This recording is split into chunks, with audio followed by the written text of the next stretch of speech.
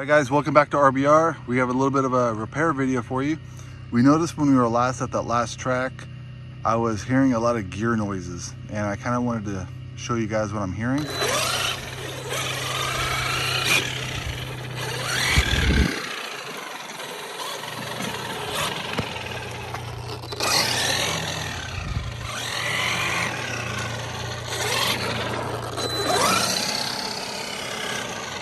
I don't know if you guys can hear that. Let me flip it over see if we can actually hear it.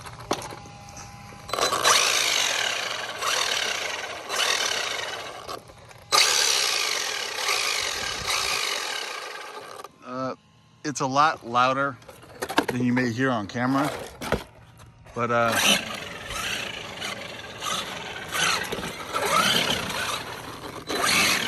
it was definitely getting worse when we were on the track. So what we're gonna do is we're gonna tear this apart. I'm gonna show you guys the quickest way to find out if it's a gear noise, a motor noise, or possibly just a spur gear assembly. So let's take this apart real quick. All right, let's take the body off first. We already got the battery out. What we're gonna do is we're gonna wanna take the covers off real quick. First cover you take off has 2 screws that holds the cover on for the pinion. You have that off, you can just lift up on it right there. Then we're going to take the other cover off, which houses your spur gear, and it holds 4 screws, 1 with the motor mount. Okay. It's going to pop off just like that. If you pull this out just like that, you don't have to pull the motor out. If you pull that out right there and then move it back and forth, there's no noise. It's actually really, really smooth. That kind of helps you to eliminate your drivetrain. If there's any kind of problems there, if the noise was still there, then I would say you're gonna flip it over, and you're gonna wanna take the front and rear and center skid plates out and inspect your drivetrain to see if anything's binding or you have a chipped tooth or there's other damage. So because there's nothing there, and the motor feels fine. So what we're actually gonna do is we're gonna go ahead and put this aside right here. And we're actually gonna focus on the spur gear. And what this assembly consists of is you have the front bearing, the rear bearing, the input gear, and the spur gear. And this piece right in here, that's actually the Cush assembly. And the Cush assembly helps absorb a lot of the impacts from the gears. If you go like full reverse, full rear, reverse, it helps to cushion the blow a little bit so you don't damage anything. And we're actually gonna take that apart after we inspect this a little bit. But I did notice that front bearing, I know you obviously guys can't feel it, but that front bearing is worn out. Here, I'm gonna have Relator feel it. If you hold the center of it and then spin the outer. Yeah, you can definitely feel it. It's grindy. Yeah, right there. Yeah, that'll make a lot of noise and that'll cause problems too down the road. So we're gonna put that aside. This back one actually feels fine. So we're gonna keep using this one. And this assembly right here, if you pull this front input off, just like that, there's a pin here. But what I did notice, you guys feel that, if you grab this,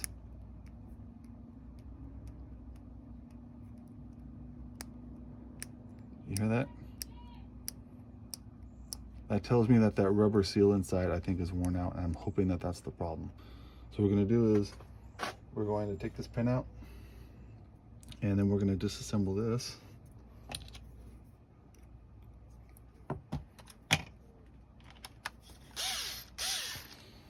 So what we're going to do here is we're going to go ahead and take off the spur. Just like that. Make sure we keep our pieces lined up. That's off. Now you can just take it and you can push it out just like that.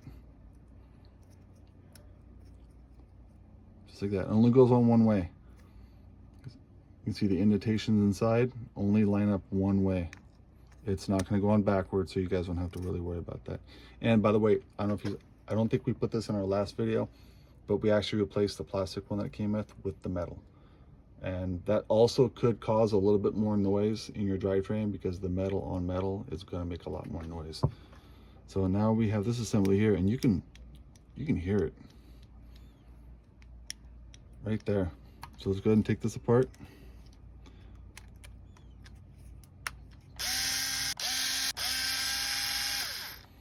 All right, we got that taken apart.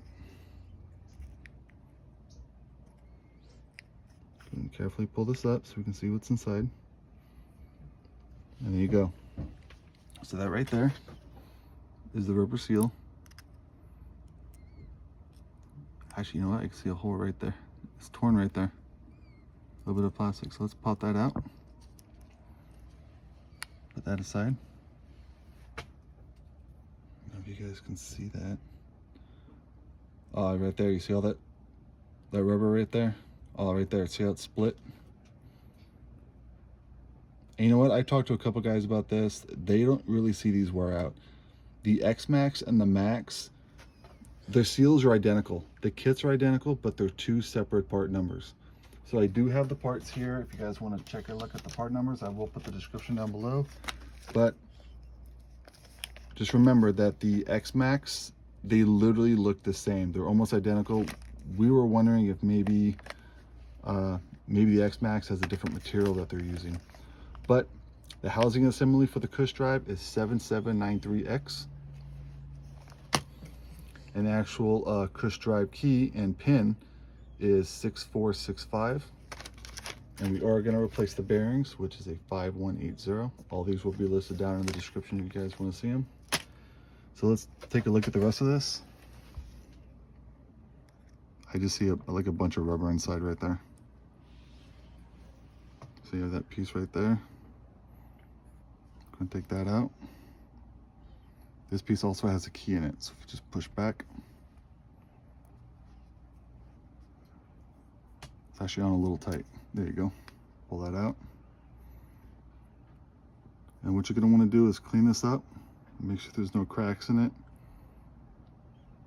And you're going to want to find a smooth surface and roll this on the surface to make sure that this isn't bent. If this is bent, you're going to want to replace it. And a lot of times this gets bent because of the chassis flex. If you do a lot of big bashing and the chassis flexes, it causes the gears to separate from each other on impact, and these can bend. There's not too many of these I've seen bent, but if you are bending these, you're doing some serious bashing. So what we're going to do is we're going to start assembling this. All right, so first we're going to do is we're going to open up the new packages. I might actually keep this separated so you guys can see what I'm replacing. So, you got the new one there.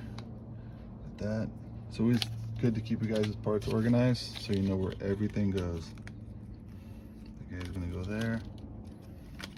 Always use a new pin.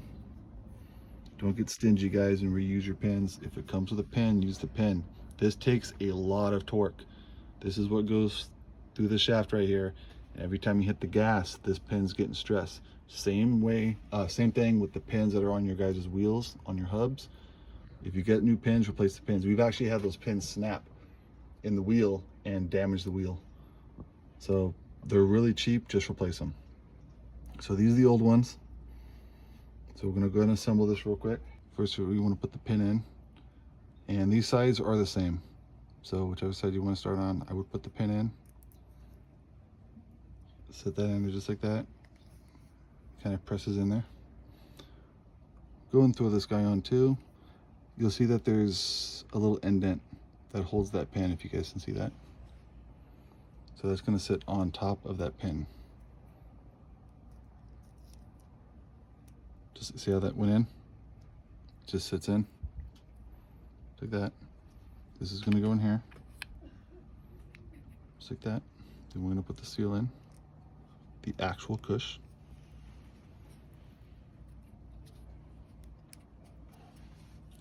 So just like that. Whoops. Okay. make sure all those pieces, so if you can't see that, I'm just checking it real quick. Just make sure it's all flat in there. Then we're gonna put the cover on. And it looks like the cover goes on anyway.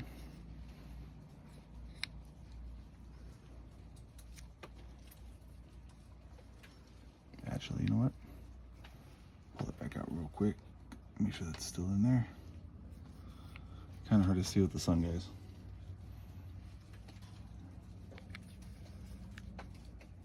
Okay, just like that. Just like that.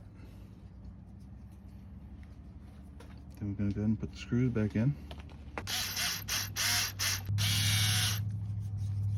Flip this around.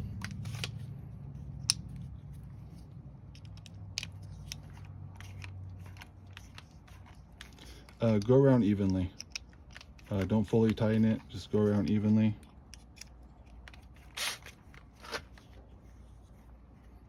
Turn that off. Yes, just so it starts to get tight. Just like that. That way it's evenly torqued all the way around. You don't want one side going in a little bit off, because more than likely you won't be doing this again. I haven't heard too many of these seals going bad this fast, and we've had these since July, so I'm kind of surprised that this went bad. So that's it. Just make sure, keep going round and round, just a little bit tightening, just a little bit here and there until it stops. You'll feel it. It's not going to want to go anymore. Just like that. That's it, and that's that assembly right there. So if I were to put this pin back in, throw this on just to check it. Sounds much better. No more noise. So let's go ahead and finish putting it back together real quick. What you're gonna do is you're gonna take your spur gear, and it's only gonna go on one way. Tighten this again. Remember, guys, do not use Loctite on plastic. It'll eat away the plastic and eventually come loose. If you feel like the screws keep coming loose on something, use a little bit of shoe glue or something like that. Something that's safe for plastic. Remember, guys, these don't have to be that tight because it's really not going anywhere. Here we go. It's all nice in. That's all nice and tight. All nice and replaced. Looks real good. So let's go and put the new pin back in. Put the input gear back on. There you go. And let's go ahead and throw some new bearings. You know what? Since we're already in here, I'm just going to replace both these bearings with brand new ones. Just makes it a little bit easier. And there you go. It actually feels a lot smoother. I know we didn't do too much with the bearings, but man, that is a lot smoother. Let's put this away. Go and bring the Max back in here. All right, so right here, what we're gonna do is, it's a little hard to get in there. Take the corner of a rag. Right where those bearings sit. Just make sure that's clean in there. Sometimes it helps if we just take a pick. There you go. Clean that out. Looks real good. And we're gonna go ahead and set this in there.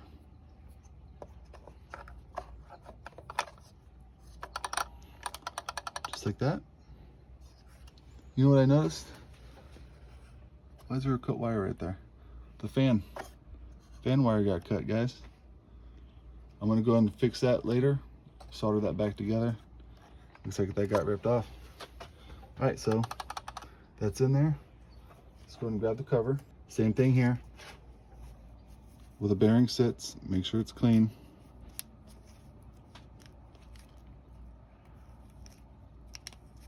Anytime there's a gear or a bearing that sits in there, take a little bit of time, get that cleaned up. You don't want to do all this work and then fry a bearing because you didn't want to do a little cleaning. So you're gonna pop that in there, just like that. And sit right on top.